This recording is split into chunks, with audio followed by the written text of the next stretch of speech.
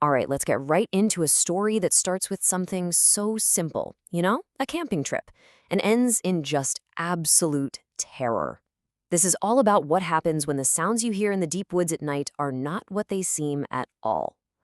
Seriously, just think about that for a second. You're all alone, it's dead quiet, and then you hear something that just, it doesn't fit, it doesn't belong. It's that feeling, right? That deep, primal fear of the unknown.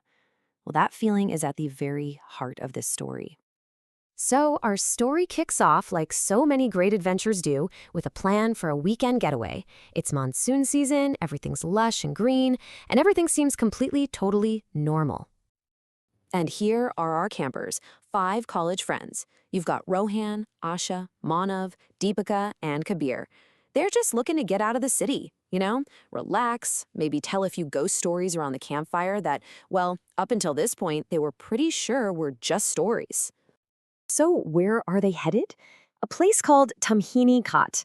It's this beautiful forested area, known for its stunning scenery. But it also has a reputation for a deep, almost unnatural silence that just falls over the entire area as soon as the sun goes down.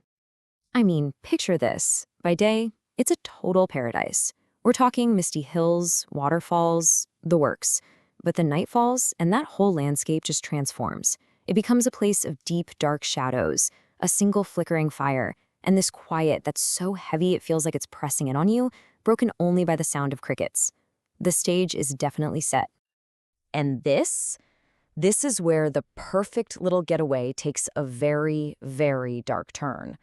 The laughter around the campfire has faded, everyone's asleep, and the forest starts to whisper.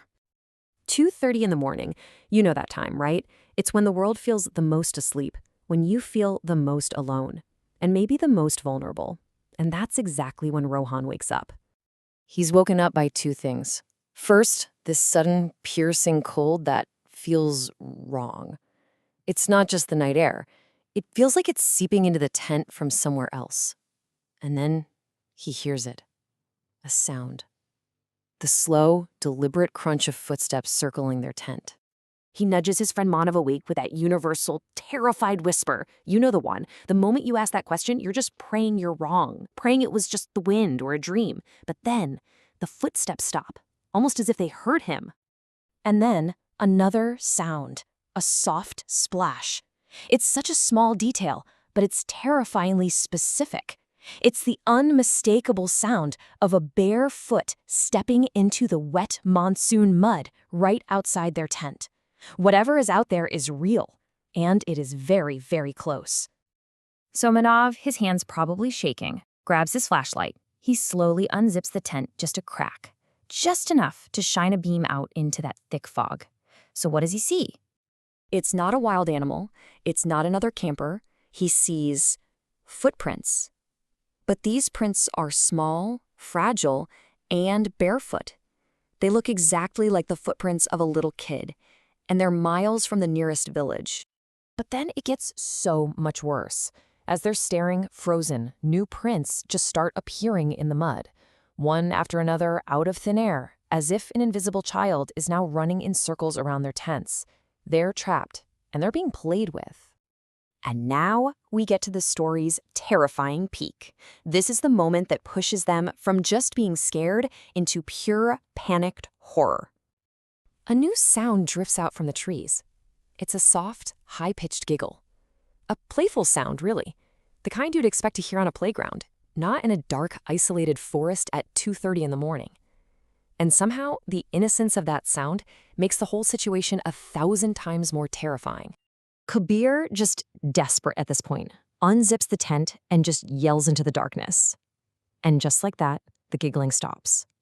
But in that sudden, deafening silence, something absolutely impossible happens. The campfire, which had been nothing but embers for hours, suddenly roars back to life, the flames just hissing in the damp air. And in the new bright light of this ghost fire, they see it. Sitting right there, next to the flames, is a small, crudely carved wooden doll with a cracked, smiling face.